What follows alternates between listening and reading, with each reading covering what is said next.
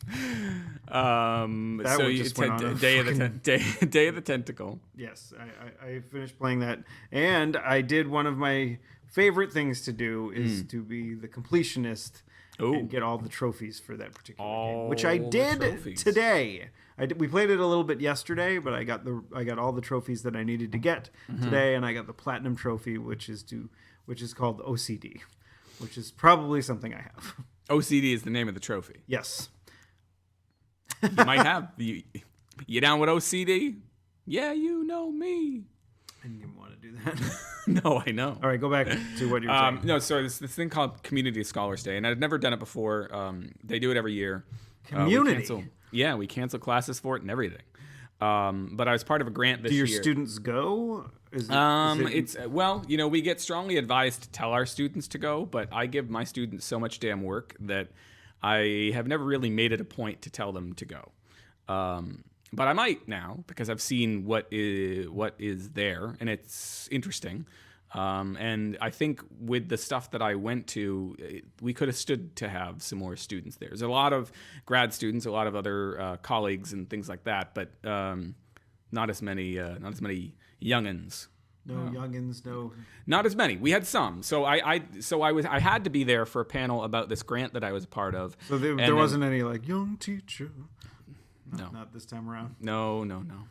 Sadly, no. I'm just kidding. Oh Jesus. No. So I had to be on this thing in the afternoon, and I figured, well, if I have to be on this thing in the afternoon, why don't I pitch my own tent? No. Why don't I pitch a session? And I did, and it was in the morning, and that one I did have a bunch of students at, and we talked about how to write the story of an image. Write the story of an image. So you put a the look on Steve's face. Oh, that's great. Not amongst the emails that Brian has sent us this week, but there was an email at some point where he was like, "You should try to explain academia to Steve," and I think that would be funny if this were a video podcast, because I think your expressions would be the whole story as I sit here and try to tell you why writing the story of an image. And there's why the story of an image? What? No, writing the story of an image. Oh, I thought you said. Why the story of an image? Yes, why? Why would you write? Why The Last Man? Well, correct me if I'm wrong, but isn't a picture worth 1,000 words? That is actually how I introduce one of the exercises. That, wow! Yeah, Look at that. It says worth 1,000 words ? And I don't ask them to write 1,000 words because they've only got 10 minutes, but. Maybe it says worth how many words ? And that's the beginning slide of this exercise I have the students do. And I give them a whole bunch of images and they got to write an exercise based on that. Is it just pictures of your dick? I think I might get fired for that. Why? First of all, nobody needs to see my dick. And second of all, as funny as young teacher, why? The subject of schoolgirl fantasy is, when you sort of start humming the police to us, I think if I were to put pictures of my dick in a slideshow, the real police would come to get me. But these are adults. Yes. I mean, I was 17 when I went to college. Oh. For the first 6 weeks. Well, yeah, because you were. I'm a youngin. October baby. I'm an October baby. Yeah, I was almost. You were just over 18. I was just over 18 when I started. And my brother was 18 the day he started. Over there at Amherst. Over there at Amherst. Over there in that. The day Lady Di. That liberal bastion over there, and fuck you. Lady Di died that day. Wow, the end of August in 1997. Yeah. Was when Lady Di died. Yeah, we were up. My dad and I were up. It's funny, you can remember things like that because of that. Yeah, because it happened in France. So I must have come home on the 30th from whatever I was doing, and it's already the 31st over in France. And the news. Now you guys know his birthday. You can stalk him on the internet. You could have already figured that out based on if you knew when Lady Di died. Oh yeah, I already gave it away. Well, they'd have to do research for that. Now you're just giving it away. Now I'm just giving it away. Give it away, give it away, give it away now. Give it away, give it away, give it away now. I'm not a big Chili Peppers fan. You can stop that. Yeah, it's also that part of that was like a Janet Jackson song. Control, Rhythm Nation. No. On the Janet album, like the Janet album, where she's naked on the cover, and there's a dude holding her. Miss Jackson, if you're holding her nasty. boobs. Miss Jackson, if you're nasty. I wonder if you're not nasty. Janet. Janet. Oh, my name is my name ain't Baby. It's Janet. Miss Jackson, if you're nasty. Yeah. You think she like? You think she would rather you were nasty, so you could call her Miss Jackson? I don't know. On later albums, I mean, she for got real, Chris. Can we stop talking about this? So I did a couple panels. I did. I also saw Batman versus Superman. Oh, that was my week. I watched the Half in the Bag concerning it, and I still kind of want to see it, but not a lot of people wanted to see it this weekend, Steve. The headline. I can tell you what it I was thought sold. of it. We went to Jordan's last night, and so we could get some ice cream. Yeah. Because apparently that's the closest place to get ice cream. That's fucking weird. That the Jordan's in Reading is the closest place to get ice cream. There's no other place in Woburn? Well, it's still sort of off season. It like okay. Oh, full you mean disclosure, like it's the only it's place right now, but it's April 3rd today. Mm-hmm. We had a snowstorm this morning, and Yes. we're having another one tonight. yes. After a very, very mild winter, it is now spring, and we're getting fucking snow. Fuck you, Mother Nature. Yes. Fuck you, climate change. Fuck you, Al Gore. Al Gore's trying to help us. No, he's the problem. Him and his PowerPoints are fucking creating too much, using too much energy. carbon emissions. If he didn't use so many fucking transitions that Al Gore, the transitions are using up all the fossil fuels. It's his fucking slideshow. Heart wipe, star wipe. So, 68% drop in box office week over week for Batman v Superman. So Batman beats Superman? Batman v Superman. Oh, okay. Was V the Wonder Woman? Spoilers. No, they did not. The costume Batman vagina. The costume was Superman. not so tight that you saw her vagina. I heard she's a really great actress. She is pretty good in that movie. She is. All right. She and Affleck. Actually, all right. Do you want the short review? No, give me the full review. full because review. I don't think anybody that listens to us is going to go see it. And if Here's they do, the I thing. don't think they fucking care. They should see it. It is not as terrible as people would have you believe. Now, I say this as somebody who, and I tweeted this out. I said I went in with the express purpose, the idea that I was going to like this movie. So I went in and maybe that makes me a contrarian. When I was like, you know what? Everyone's going into this movie deciding they're going to hate it ahead of time. I'm going to decide to go in with an open mind, and I'm going to like this movie. And I actually really dug most of it. It was not. I mean, that's not really dug. I watched it as a movie without any baggage. Did you get any popcorn? I did. I got way too much. Throwing it fucking into your popcorn. craw? Did you put butter on it? Yes, too much popcorn, too much butter. I was so sick by the end of the Greasy day. fuck. Oh my god! At the end of the fucking movie. So Dripping with goo. two things. So earlier in the show, I mentioned that I had a theory. Here's my theory. That movie, and while I wouldn't call it joyless, I would call it a very dour movie. And that is a big problem people would have with it. If you watch the movie without the baggage of what you expect Batman or Superman or Wonder Woman to be, the beginning of the movie sets up that this is very much and I don't think this is spoilers.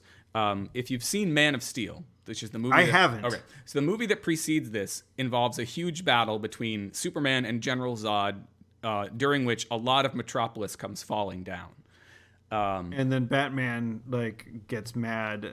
So that opening of this movie is from Bruce Wayne's perspective. Why is he in Metropolis? Well, because they have decided in this universe that Metropolis and Gotham are sort of like San Francisco and Oakland. They are across a bay from one another.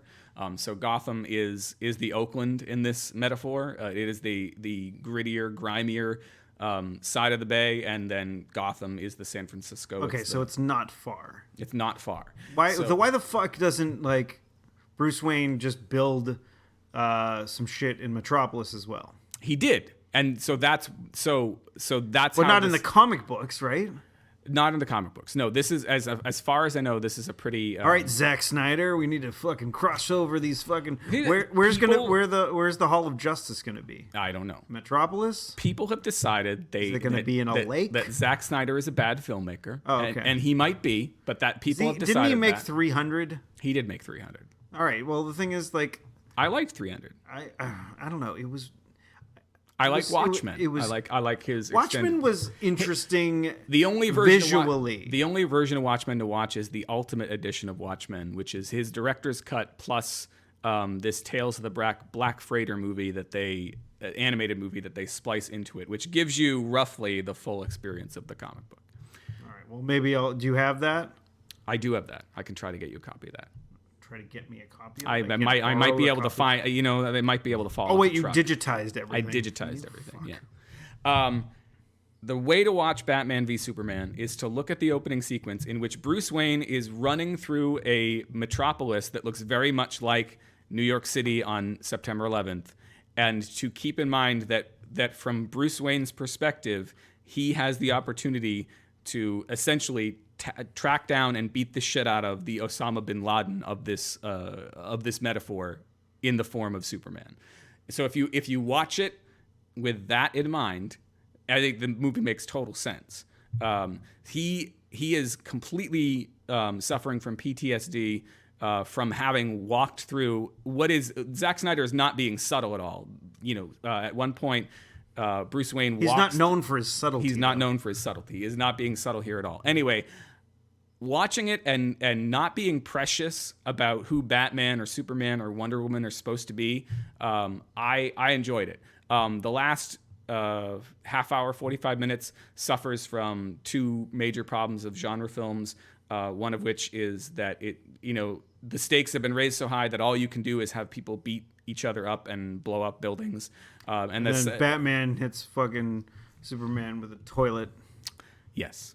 And the second, because it was so good in Terminator 3 when Arnold Schwarzenegger rips a urinal out of the wall and hits the female Terminator in the fucking head with it. I remember liking that movie. I have not seen it since the first time I watched it. See, I may just have terrible taste. I don't think okay, so usually I refer to the half and the bad guys, the fucking blanket folk. Red Letter Media crew. I usually share their opinions. I mean, sometimes I disagree. Yeah. But what you're saying is similar to what they were saying in their review of it. They liked Affleck as Affleck Batman. is fantastic. Yeah. But like Superman, they could give any shit about. Yeah. Well, I think it's hard to make anybody sympathetic as Superman. He's not a very good character. He's not a very interesting character. Well, the thing is, like Christopher Reeve. The thing is, Christopher Reeve. The Christopher Reeve one was fun. He's iconic. But the thing is, like Superman 4, the one that the fucking Canon Films folk did, they were like, oh, let's just fucking buy Superman and make a Superman movie and not have enough money to do it, and so we have like the worst fucking special effects ever. Yeah, something like that needs to happen again. There needs to be a Canon Films of our own age that fucking like just put out special effects. Put out fucking Charles Bronson movies and Chuck Norris movies, and then try to buy up larger properties and get Sly Stallone to do an arm wrestling movie where he's a trucker and do fucking nonsense like that. Fucking shit like that needs to happen again. We need Canon Films back. We need some sort of thing. We need something that's somewhere between your like really super almost no budget indie films and the Hollywood blockbuster. No, I'm not even saying that. I want a fucking studio that will make fucking nonsense that people were for some or reason will still see. Well, I think maybe that's, I don't know. It has to do with the price of movie tickets and whatnot. And the price of tea in China. That was an expression my parents used to say a lot. I was talking about having bad taste before, which is a nice segue. You want another kumquat? It's a nice segue into emails. Because the first the first email we received came from, I think all of the emails we received this week were from Brian. Did you just copy and paste it into notes? I did. The first of these had the subject line, "Are you fucking kidding me?" the body of which was Keurig, ? Seriously, ellipsis. So I already addressed this with him personally, so we don't need to talk about this one. All right. The second one, subject, coffee, body. Dear Chris, you probably don't like coffee because, from your description, you drink shit coffee whenever you drink it. I went back and forth with him, and he about 6 days. No. He did give me some tips, which I'm not going to read here. We decided between the two of us that there's probably enough evidence of Brian's coffee snobbery in the first two emails. We don't need to read the long. But he gave me some. You know how much tips, money this fucking Keurig has saved us? Some. Now his other emails have not to do with coffee. Anything to say about coffee before I move on to the other two? I don't drink it anymore. Okay. I used to drink it and smoke cigarettes at Denny's, but coffee at Denny's isn't necessarily a quality cup. I would think not. Apparently, so there's a place when I was at Community of Scholars Day, which is also, it's important to note. Coffee also gives you the runs. I went to that Community of Scholars Day the day before I saw Batman v Superman. So when I went to go see Batman v Superman, I was very much in scholar mode, and I went and I viewed it through an academic lens, and also because people had paid me compliments about how I was teaching my students not to be precious with their writing. I had the idea of not being precious with characters, and so that's what colored my view. What about that movie Precious? What do you think about that? Which is based on a novel by Sapphire. Yes. I have no thoughts on that. Well, fuck you and your precious little I life. forgot what the fuck my point was. Coffee. Beans. I don't know. So Brian's next email, I think it had something to do with Brian's next email, and I don't remember what the... Anyway. Back to coffee. So when I was at Community of Scholars Day... you had some? No, I did not have some, but I was offered some. The people that I was meeting with for my afternoon panel, they were all going to get coffee, and they were going to get it from the good place downstairs at the building we work in. And so now I know amongst people who apparently appreciate coffee. I don't know if they appreciate it as much as Brian does, but amongst these people who appreciate coffee, the place downstairs is the place to go. What is this place? Bourbon coffee. Does it have bourbon in it? It does not have bourbon in it, as far as I know.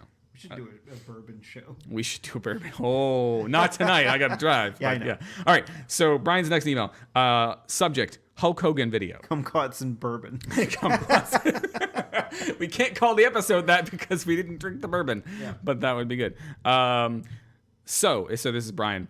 So you missed a key part of the Hulk Hogan video. The edited 9 seconds appeared in a story that was discussing celebrity sex tapes as being boring, not reporting on the actual tape. Furthermore, Hogan has already, I think, settled with the person who leaked the tape. Furthermore, one of the arguments in the case was that the tape damages the Hogan brand. A bullshit argument, in my opinion.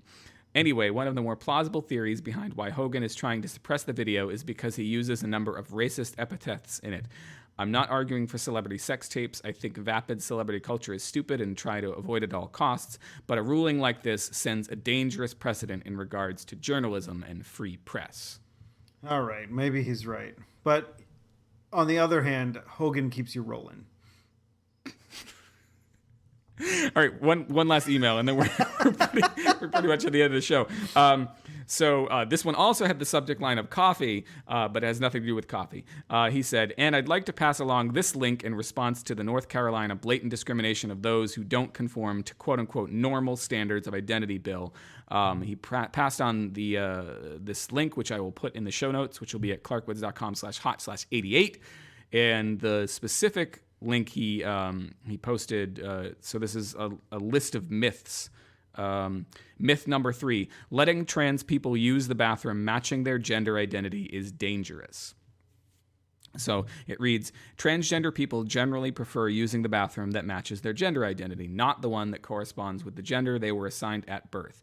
But critics argue that this could expose others to sexual voyeurism and assault in bathrooms, even though there is no evidence to support this claim.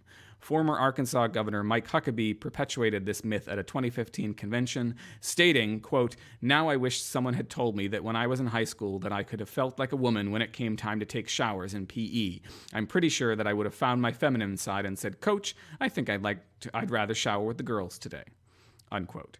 But, as Media Matters pointed out, experts from 12 states that protect trans rights have thoroughly refuted this talking point. There is not a single reported instance of this kind of voyeurism, including occurring in the states with legal protection for trans people. Does it occur in ones that don't have that protection? I don't know. I'm never. I mean, like, I want trans people to enjoy like the same freedoms as me and you. Mm-hmm. But I also never am going to doubt the scumminess of certain men. Fair enough. So that's as good a place. I'm going to agree with both points. Circle gets the square, and Circle. so does the X. X and O, O and X, O and A. I'll take Whoopi Goldberg to block. If your free government blowjob robot looked like Whoopi Goldberg, I would just never look down. I mean, all things considered, Chris, she is steady ugly. And that is not a racist statement. No, she's just an ugly individual. I don't know what Ted Danson was thinking. Oh, that's right. That time that he dressed in blackface. What about no, I was gonna say Patrick Swayze doesn't do it with Whoopi in that movie in Ghost. No, he does it with. He did it with Demi Moore, but yes. He does it with. He doesn't like do it with Whoopi because Whoopi is possessed by Demi Moore. There's an episode of Community that has dealt with this. That has a pottery class, and they had one rule, which was to not reenact the ghost scene. It's like the one rule in Wayne's World where you don't play Stairway. Denied. You can find the show notes for this episode, as I said, at clarkwoods.com/hot/88. And if you'd like to comment, as Brian has done quite a bit this week. Dragon 88. What? Dragon 88. Dragon? That didn't say Dragon 88. No, but there's a Chinese food place in the greater Worcester area called Dragon 88. Worcester. Welcome to Worcester. $1.25, please. And this is the place where What the fuck is that from? It was Adam Sandler. Okay. There was this. We went there, and me and my buddy Justin did Scorpion Bowl races, which got me fucking awful sick there, Charlie. I was puking in a bush outside my friend John's apartment. Was it Laura or Barbara? What? You can send us. Oh, I was puking in a lady. I get it. Send us an email to hot@clarkwoods.com if you would like to the elder bush in the show. And if you'd like to join in the show with Steve and I, Steve and me. And if you'd like to contact us, I had one cider. Contact us on Twitter. I am at ECC1977. And I am at Tuesday is Loser. That's Tuesday, IS, Loser. All one word. All one. Word. And one for all. Word. Word? To your mother? No.